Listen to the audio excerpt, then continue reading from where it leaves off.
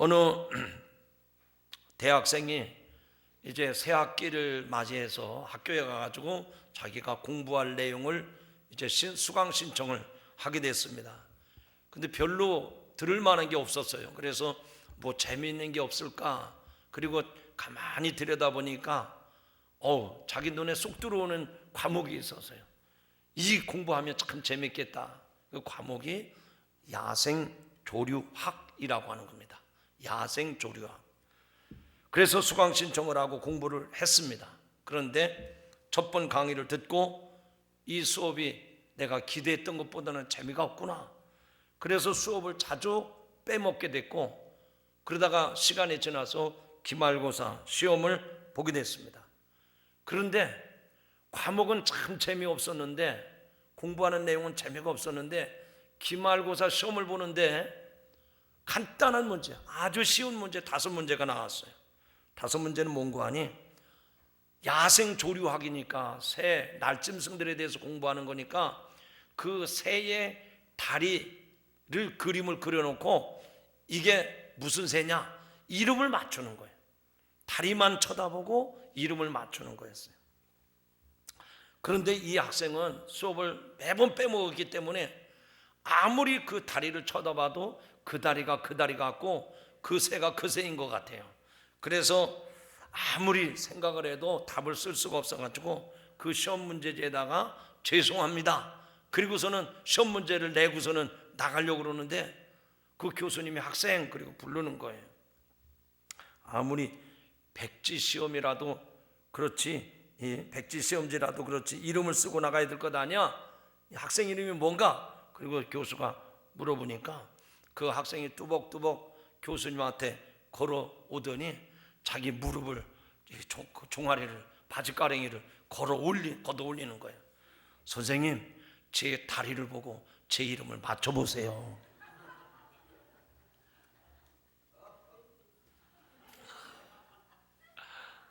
공부를 제대로 하지 않으면 이름을 쓸 수 없다 이겁니다. 여러분, 기독교 신앙의 핵심이 뭡니까? 여러 가지가 있겠죠. 그런데 기독교 신앙의 몸통이 뭔지를 모르니까 아무리 다리만 쳐다보고 이게 기독교 신앙인가 보다, 아니야 이건가 보다, 헛다리 짚는 거예요. 여러분, 몸통만 있어서는 안 되겠죠. 우리 신체적인 구조를 보더라도 몸통이 있지만 머리가 있죠. 다리가 다 있지 않습니까? 팔만 하더라도 10손가락이 있고 발가락도 10개가 있잖아요. 근데 손가락만 보고 어떻게 알겠어요?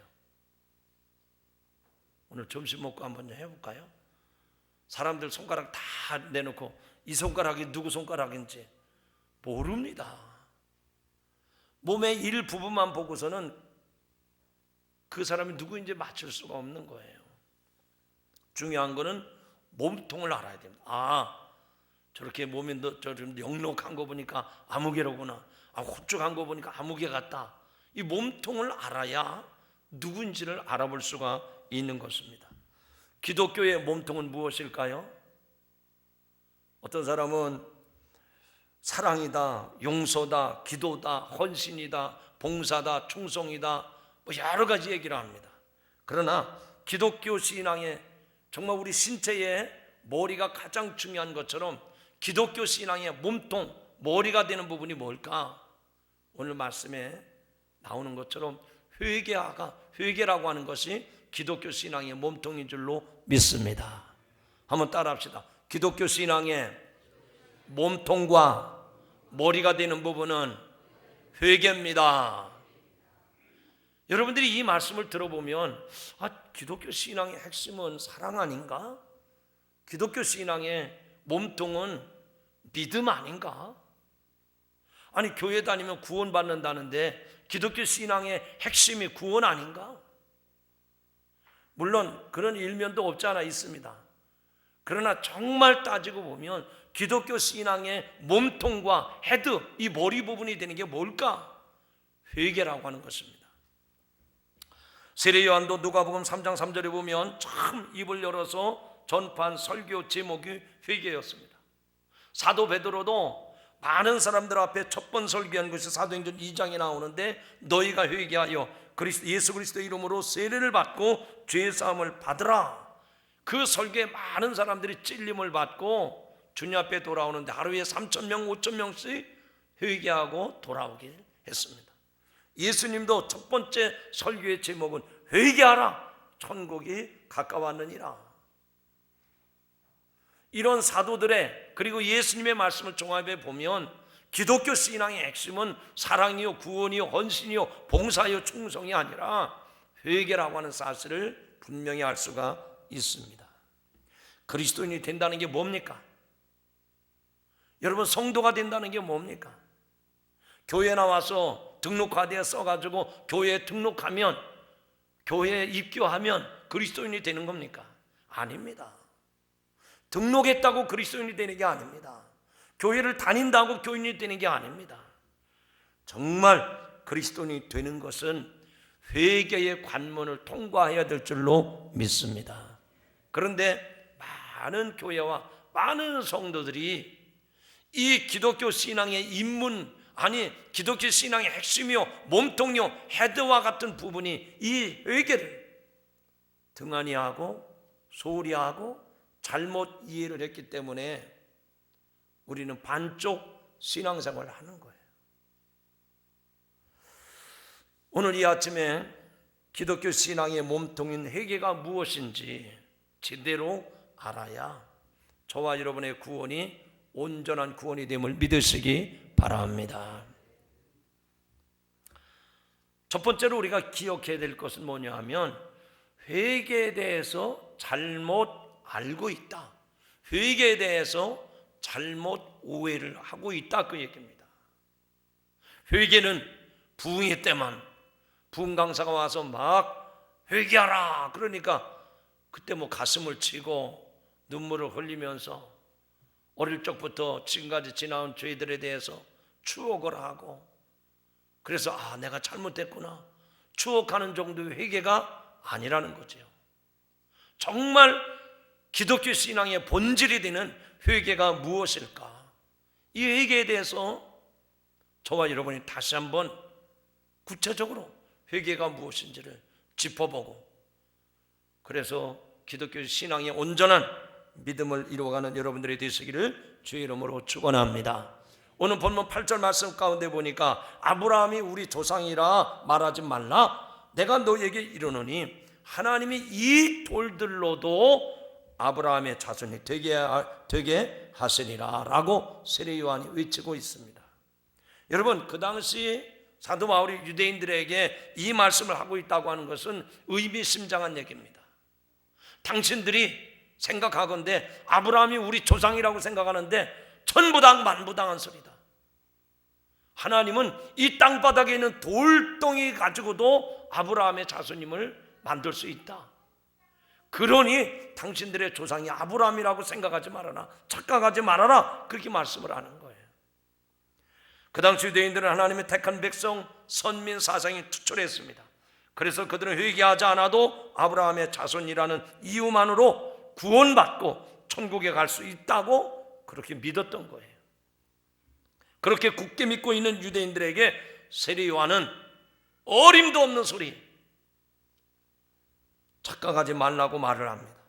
회개하지 아니하면 아브라함의 자손이 아니라 할아버지라도 찍혀서 불에 던져질 수밖에 없다고, 그러면서 유대인들에게 회개할 것을 촉구하는 말씀입니다. 여러분, 이 본문의 말씀을 하나님께서 저와 여러분에게 이 아침에 주셨는데, 이 본문을 주신 것은 무엇입니까? 오늘도 저와 여러분이 유대인들이 착각했던 것처럼, 오해했던 것처럼 우리들도 그런 오해 가운데 있기 때문에 이 말씀을 듣고 그 오해를 하지 말라는 거예요. 그런 착각하지 말라는 거예요. 결국 이 말씀을 오늘 본문으로 우리에게 주신 것은 저와 여러분도 회개에 대해서 잘못 알고 있다는 거예요. 착각하고 있다는 겁니다. 여러분, 저와 여러분이 교회에 다니니까 구원받은 것은 당연한 것으로 생각하지 않습니까? 아니, 우리 부모 조상 쪽부터 예수 믿었는데, 내가 어릴 적부터 교회에 다녔는데 구원받은 걸 분명한 것 아닌가? 그렇게 생각하고 있는 우리들에게 오늘 이 본문의 말씀에서 그게 아니라는 겁니다. 착각하지 말라는 겁니다. 회개는 개개인의 문제이지 여러분의 부모님이 신앙생활을 했기 때문에 내가 구원받는다? 어림도 없다는 겁니다. 여러분이 모태신앙을 가졌기 때문에 구원받았을 것이다? 어림도 없다는 거예요. 착각이라는 겁니다. 오해하고 있다는 겁니다. 우리 집안 내력이 기독교 집안이니까 구원받았겠지. 어림도 없다는 거예요. 그거 잘못 알고 있다는 겁니다. 얼마나 분명하게 말씀합니까? 회개하지 아니하면 찍어서 불에 던지리라라고 말씀을 했어요. 내가 예수 믿었기 때문이 아닙니다. 우리 부모님이, 우리 집안이 이 기독교 집안이기 때문에 구원받았을 것이다. 어림도 없다는 거죠. 네가 회개하지 아니하면 찍어서 불에 던지리라. 이 회개는 나의 문제지 부모님이 대신해 주는 게 아닙니다. 우리 집안의 기독교 전통이기 때문에 되어지는 게 아닙니다. 내 개인의 문제인 것을 기억하시기를 주님의 이름으로 축원합니다. 예수님이 이 세상에 오신 이유가 무엇입니까? 누가복음 5장 32절에 말씀합니다. 내가 의인을 부르러 온 것이 아니라 죄인을 불러 회개시키려 왔노라. 할렐루야. 예수님의 사역의 초점은 죄인들을 회개시키러 이 땅에 오신 것이 예수님의 사역의 모습인 줄로 믿습니다. 그래서 오늘 본문 8절 9절에 보니까 세례 요한이 이렇게 증거합니다. 회개에 합당한 열매를 맺지 못하는 자마다 찍어 불에 던지리라. 자, 이렇게 세례 요한이 격한 표현을 하니까 그 유대인들, 그 당시 이 세례 요한의 말씀을 듣던 유대인들이 잔뜩 겁을 먹은 것 같아요. 아니, 2000년 전에 그 사건이 오늘도 저와 여러분에게 긴장감을 주는 줄로 믿습니다. 따라합시다. 회개하지 않으면 당연히 무서울 수밖에 없습니다. 아니, 이게 믿어지는 게 아니고 그렇게 이해가 되신 분은 아멘 하시죠. 회개하지 않으면 찍어서 불에 던지리라. 이미 도끼가 나무 뿌리에 놓였다는 겁니다. 그래서 열매 맺지 않으면 찍어서 바로 불에 던져 놓겠다는 겁니다. 얼마나 무서운 말씀입니까? 그러니 오늘 본문에 보니까 옷이 두 벌 있는 자도 옷 없는 자에게 주고 정한 세금 외에는 더 받지 말고 사람들에게 강포하지 말고 주는 월급으로 족한 줄 알라고 구체적으로 말씀하고 있습니다. 이 모든 것을 한마디로 요약하면 삶을 변화시켜야 한다는 얘기죠. 예전에는 내 마음대로 내 뜻대로 살았지만 지금은 예전에 하던 습관을 버리고 새로운 삶을 살아야 한다는 거죠. 정말 회개한 심령으로, 거듭난 심령으로 새로운 삶으로 변화되어야 된다는 겁니다. 그래서 회개는 따라합시다. 변화되는 겁니다. 옆에 사람은 쳐다보고 얘기하시죠. 회개는 변화되는 겁니다. 돈이 얼마냐, 많으냐, 적으냐 결산하는 회개가 아닙니다. 여기서 회개는요, 내 잘못된 모습들이, 하나님 앞에 죄악된 모습들이 완전히 새롭게 변화되는 거, 그게 회개예요. 원래 지난 시즌에서 아마 제 기억으로는 4월 마지막 주에도 그런 말씀을 드렸는데, 회개라고 하는 말은 히라보 원문에 메타노이아, 그런 말로 기록되어 있습니다. 방향을 바꾼다는 얘기죠. 영어로는 터닝 포인트. 여러분, 축구 경기에서 이쪽에 있는 팀들이 공을 상대편에게 넣기 위해서 막 저쪽 전방을 향해서, 앞을 향해서 공격을 합니다. 그런데 상대방에게 골을 빼앗겼어요. 그러면 얼른 방향을 바꿔가지고 수비 상태로 전환이 돼야 됩니다. 그냥 공은 상대편에게 빼앗겼는데 공을 넣고자 하는 욕심만 가지고 모든 선수들이 계속 공격으로 가면 금방 실점을 하는 거예요. 회개는 뭐냐? 터닝 포인트? 방향을 바꾸는 거예요. 오늘 이 말씀을 듣는 여러분, 오늘 여러분에게 하나님이 터닝 포인트 할 수 있는 기회를 주신 것을 감사하시기 바랍니다. 그대로 가면 안 돼요. 그대로 가면 찍혀서 불에 던지움을 받는다 그랬어요. 하나님이 저와 여러분에게 방향을 바꿀 수 있는 터닝 포인트 할 수 있는 기회를 주신 줄로 믿으시기 바랍니다. 어떤 사람이 기차를 잘못 탔어요. 그러나 그는 기차를 갈아탈 생각은 하지 아니하고 내가 이 기차를 탔으니까 착한 일을 하면 되겠다. 그래서 청소도 합니다. 그리고 노약자들에게 도움을 줍니다. 배고픈 사람들에게 음식을 사주기도 합니다. 그리고 선행을 베풀었어요. 기차 승객들이 그 선행에 칭찬을 합니다. 그러나 그 잘못한 기차는 내가 원하는 목적지에 가는 것이 아닙니다. 전혀 다른 방향의 목적지에 도착하게 되겠죠. 그는 목적지에 도착하기 위해서 선행을 베풀고 착한 일을 하는 것이 중요한 게 아니라 지금 가는 기차를 수도시켜서 바꿔 타야 됩니다. 갈아타야 됩니다. 오늘 이 시간이 여러분이 기차를 바꿔 타는, 여러분의 인생 기차를 바꿔 타는 계기가 되기를 주님의 이름으로 축원합니다. 회개는 따라합시다. 변화되는 것이요, 갈아타는 것입니다. 변화되기 위해서는 우리가 갈아타지 아니하면, 방향을 바꾸지 않으면 내내 그 길로 가는 거예요. 오늘 여러분의 삶 가운데 하나님 앞에 잘못된 것들이 너무나 많습니다. 그러나 그것을 괜찮겠지, 시간이 지나면 다 해결이 되겠지, 그렇게 여유로운 마음 가지시면 안 됩니다. 언제 내 발에, 내 인생에 도끼가 찍힐지 몰라요. 오늘 이 말씀을 삼가 들으시고 방향을 바꿀 수 있는 터닝 포인트가 되시기를 주님의 이름으로 축원합니다. 마귀는 우리가 갈아타지 못하도록 우리가 타고 있는 기차가 목적지까지 안전하게 가는 것처럼 여러 가지 모양으로 속이고 있어요.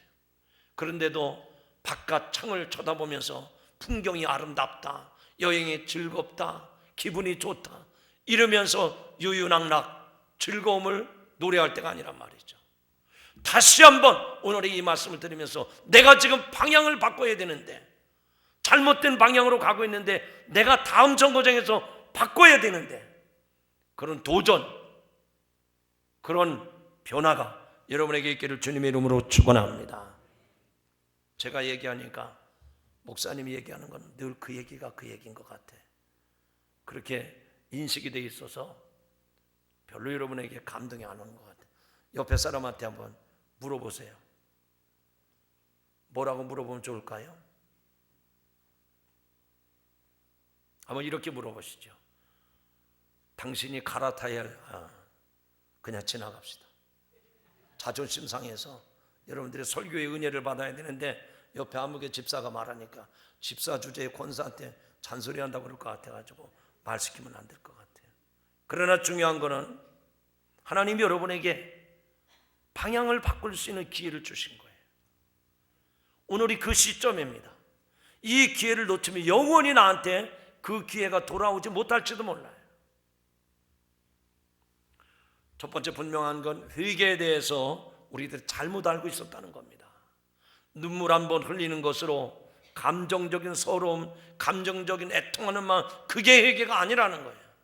그러면 두 번째로 진정한 회개가 무엇일까? 기독교 신앙의 몸통과 헤드 부분이 해당되는 이 회개가 과연 무엇을 말하는 것일까? 제가 헬라어도 메타노이아에 대한 말씀을 드렸고 영어로 터닝 포인트, 돌아선다는 말씀을 드렸는데 여러분이 쉽게 알아듣기 위해서 회개, 이 한문이거든요. 그래서 한문으로 번역을 보니까 이 회자는 뉘우칠 회자입니다. 뉘우치는 거예요. 여러분, 죄에 대해서 뉘우치는 단계가 없이는 절대로 그 버릇을 못 고칩니다. 내가 외도를 했구나, 내가 남의 물건을 훔쳤구나, 내가 다른 사람에게 피해를 입혔구나, 이 뉘우치는 마음이 없으면 그냥 끝내 가는 거예요. 예비군 훈련 사격장에서 예비군 동원훈련 간 사람이 군대 가기 전부터 그런 어려움이 있었어요. 군대 가서도 그가 쓴 편지에 보니까 내가 언젠가는 사람을 죽이겠다. 그런데 그거를 고치지 않은 거예요. 계속 그대로 가다가 끝내는 예비군 사격장에 가서 사람을 죽이지 않았습니까? 내가 지금 생각하고 있는 것, 내가 품고 있는 것, 이게 잘못된 것이다 뉘우치는 과정이 반드시 있어야 된다는 겁니다. 따라합시다. 회개는 뉘우치는 과정이 있어야 됩니다. 여러분들이 오늘 이 전에 나올 때 복 받으세요, 여러분에게 좋은 일이 있으세요, 이런 걸 기대하고 오셨을지 몰라요. 그러나 복 중에 복은 내가 지금까지 잘못 산 것, 하나님 앞에 죄 가운데 살아온 것, 이걸 뉘우치는 것, 이것이 오늘 여러분의 인생의 복 중에 복인 줄로 믿으시기를 바랍니다.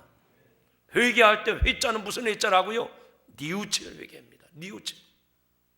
내가 주의를 성수하지 못했구나, 내가 11조를 도둑질했구나, 하나님께서 이런저런 감사의 조건을 주셨는데 나는 감사하기커녕 원망하고 불평하고 못마땅히 하고 화를 내기를 일수로 삼고, 그게 죄란 말이죠. 그거에 대해서 뉘우치는 시간입니다. 그러면 뉘우치는 것으로 끝나느냐? 세상 사람들이 여기서 다 끝납니다.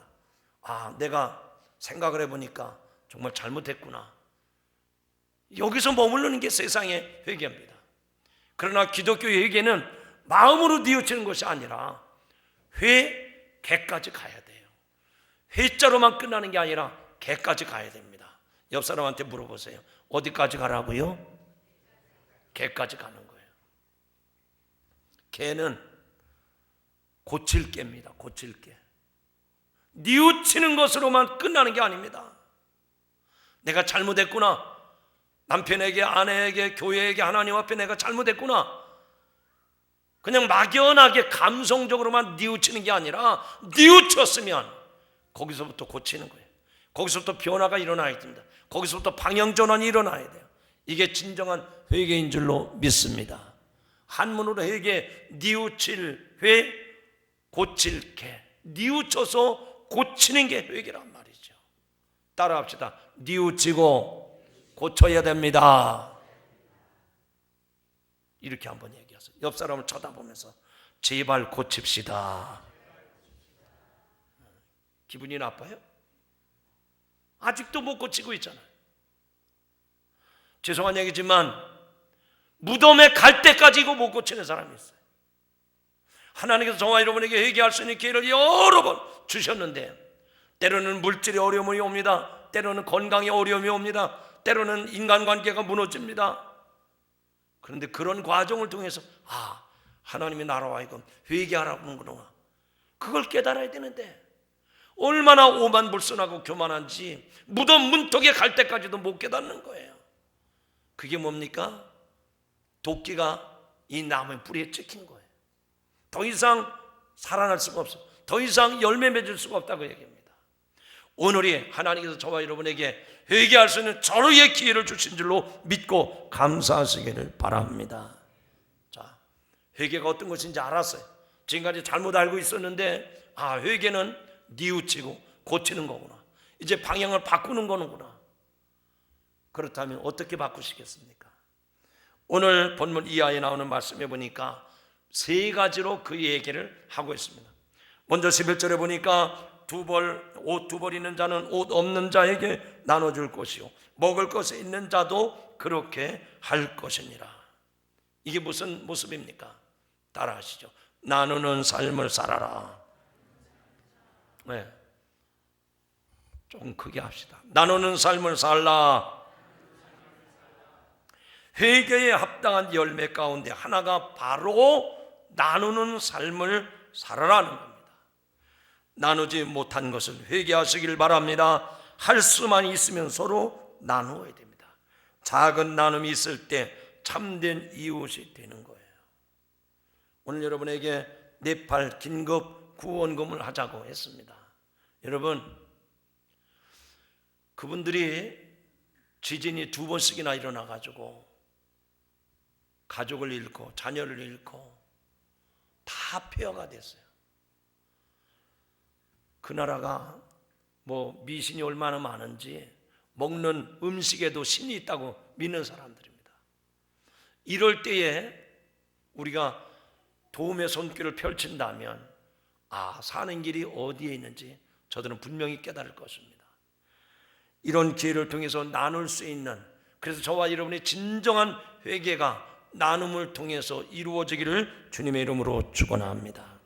어느 날 예수님께서 여리고로 지나갔을 때에 그 동네의 세무 공무원이었던 삭개오가 자기의 너무나도 부끄러운 삶이 창피해서 아무도 모르게 뽕나무에 올라가서 예수님이 길가에 지나가는 것을 내려봤습니다.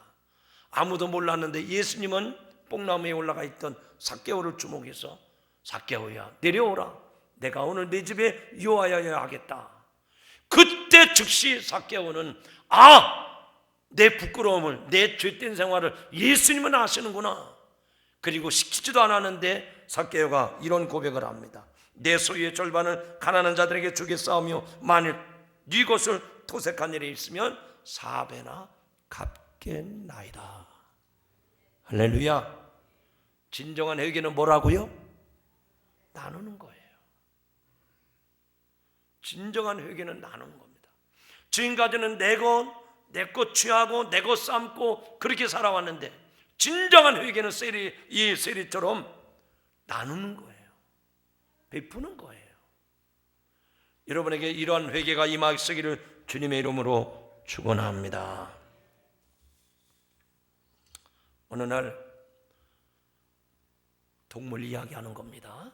어느 날 돼지가 젖소에게 그냥 고래고래 소리를 지르면서 화를 내며 말을 합니다.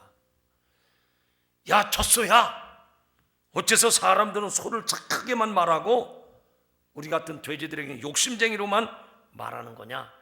들을 때마다 내가 화가 난다고 돼지가 젖소를 쳐다보고 화풀이를 합니다. 너희들은 우유와 버터를 사람들에게 주지만 우리도 삼겹살 주지 않느냐, 순대 주지 않느냐. 그런데 왜 사람들은 우리 보고 욕심쟁이라고 그렇게 욕을 하는지 모르겠다고. 그러자 젖소가 큰 눈을 깜빡깜빡거리고 고개를 갸우뚱 하더니 이렇게 말합니다. 돼지야, 글쎄 잘 모르겠지만 우리는 살아있는 동안에 사람들에게 버터도 주고 우유도 주는데 너희들은 치껏 먹고 죽은 후에 삼겹살, 순대를 주기 때문이 아닐까? 무슨 얘기죠? 기왕 베풀려면 살아있을 때 주라는 겁니다. 자기만을 위해서 먹고 살기에 급급해하지 말고 살아있는 동안에 베풀 수 있을 때, 여러분에게 평안이 있을 때. 할렐루야. 저는 얼마 전에 뉴스를 보면서 이 땅에 지진이 일어나는 그 지역이 있다는 거예요. 그런데 일본도 계속해서 지진이 일어나죠. 이 네팔이 뭘입니까? 중국이 뭔 나라입니까? 다 아시아권 아니에요. 그런데 이 대한민국 한반도는 지진 층계, 그 지진대에서 제외가 된, 가끔 있지만 이거 생각할 때 얼마나 감사한가. 여러분 지금 사는 아파트가 몇 층입니까? 4층이라고 괜찮을까요? 조금 14층, 24층 계신 분은 혹시 없습니까? 1층에 살아도요, 아니 꼭대기층에 살아도 지진이 일어나서 무너지면 다 무너지는 거예요. 전 그런 생각을 해봅니다. 1층에 사는 사람들은 꼭대기층에 사는 사람보다 덜하겠지. 천만의 말씀이에요. 그 얄팍한 생각 버리시기 바랍니다. 위에서부터 와르르 무너지면 제일 납작공되는 건 1층 사람들이에요. 그런데도 그런 지진이 없는 게 얼마나 감사한지. 다음 주일날 우리가 네팔 긴급 구원금을 드리는데, 하나님, 우리는 편안한 시대에 살고 있습니다. 어려움을 당한 사람들의 아픔, 나의 아픔이고, 자식을 잃어버린 그들의 아픔이 곧 나의 아픔인 줄로 알고 회개하는 마음으로 이 연금을 드립니다. 정성껏 참여하시기를 주님의 이름으로 부탁합니다. 두 번째 말씀 가운데 보니까 여기 13절에 보니 부과된 것 외에는 거두지 말라라고 말씀을 했어요. 부과된 것 외에는 더 이상 거두지 말라. 무슨 말씀일까요? 정직하게 행하고 정직하게 살아라는 얘기입니다.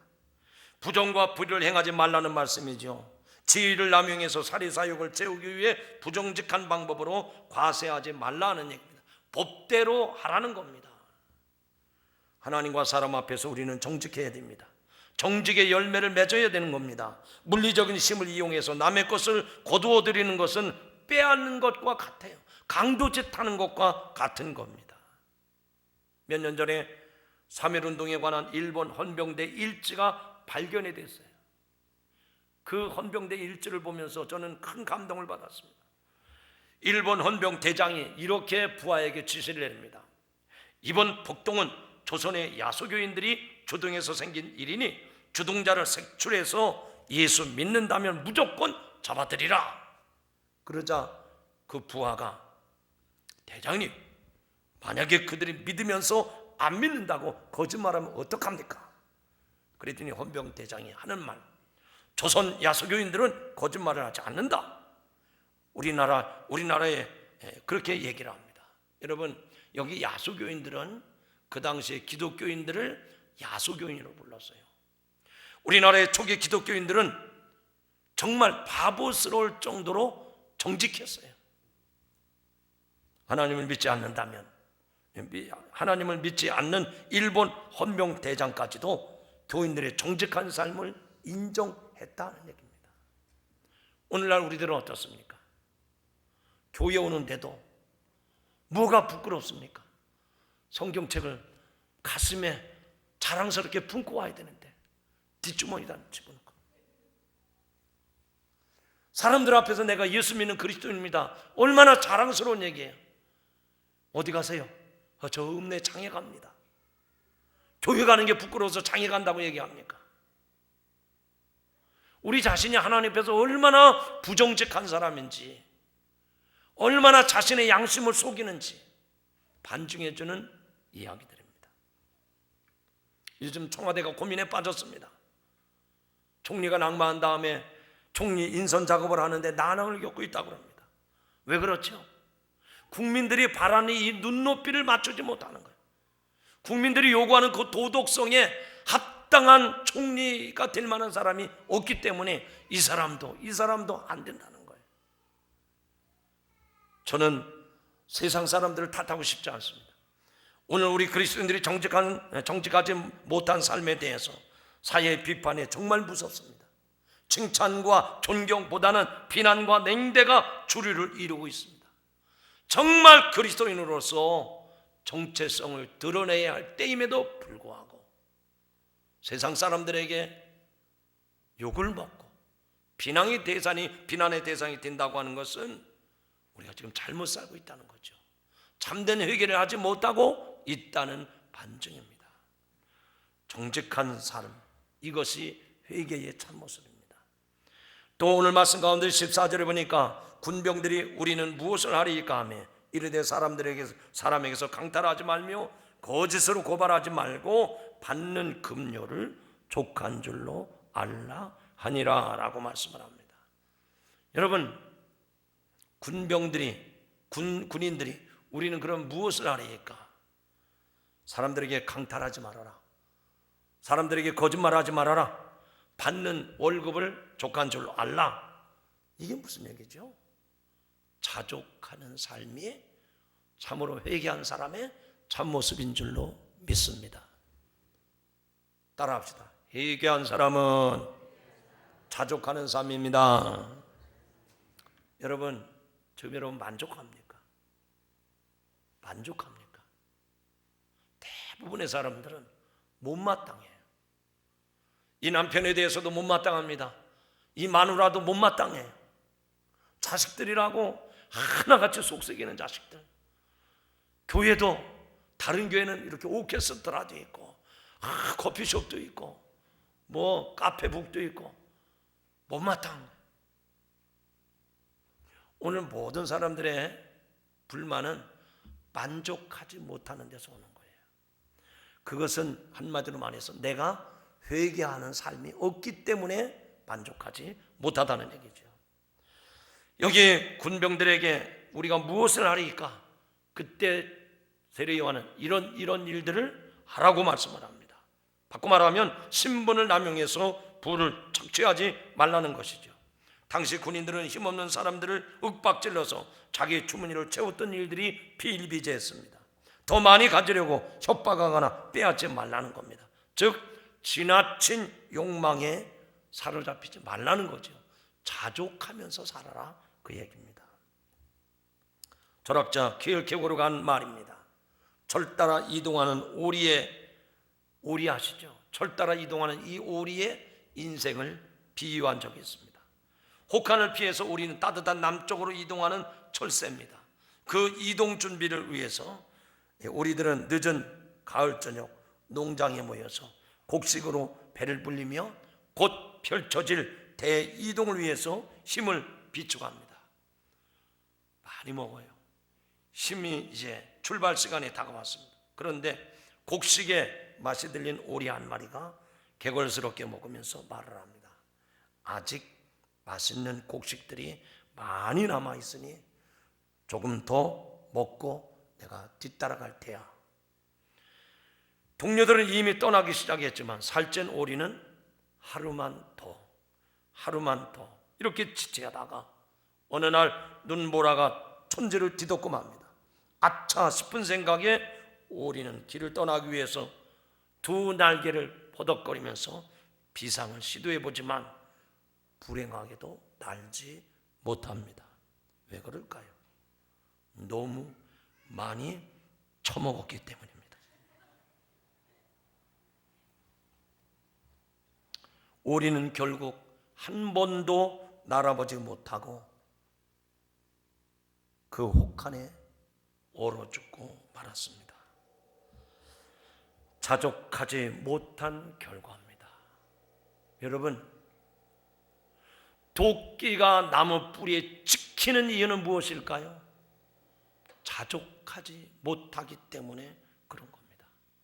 조금만 더. 여러분, 내가 욕심을 가지고 보니까 조금만 하지, 옛날 생각하면 이것도 과분한 것 아닙니까? 이것도 풍족한 것 아닙니까? 그런데 욕심에 눈이 멀으니까 뒤는 안 보이는 거예요. 앞만 보고 자꾸만 욕심을 부리는 거예요. 여러분, 회개는 뭐라 그랬습니까? 변화라 그랬죠? 터닝 포인트 바꾸는 거라 그랬잖아요. 여기만 쳐다보지 말고 한번 뒤를 돌아보세요. 그러면 지난 날에 비해서 내가 지금 너무 풍족한 거예요. 너무 감사한 게 많은 거예요. 그런데 앞만 쳐다보고 있으니까 못마땅한 겁니다. 불편한 거예요. 사랑하는 성도 여러분, 조금만 더가 아니라 이것도 과분한데, 이것도 많은데, 이게 진정한 회개의 삶을 사는 사람의 모습입니다. 오늘 말씀을 맺습니다. 따라합시다. 회개에 합당한 열매를 맺으라. 크게 하시죠. 회개에 합당한 열매를 맺으라. 하나님이 저와 여러분에게 주시는 말씀이에요. 기독교 신앙의 본질은 회개입니다. 믿음이 아니에요. 구원이 아니에요. 기독교 신앙의 본질은 회개에서부터 시작이 되는 거라고 얘기입니다. 만약에 회개하지 않으면 어떻게 한다고 그랬습니까? 도끼가 나무 뿌리에 찍힌다고 그랬어요. 찍히면 열매 맺지 못합니다. 여러분, 교회 마당에 나무들이 쭉 있습니다. 얼마 전에 바람에 세차게 불어가지고 가지가 꺾이고 떨어진 나무들도 있더라고요. 제가 일부러 떨어뜨린 게 아닙니다. 제 잘못이 아닙니다. 그런데 가만히 나무들이 쭉 자라면서 제가 가서 그 나무 밑에, 요즘에 얼마 있으면 열매를 따야 되는데 매실나무가 제일 큰 나무예요.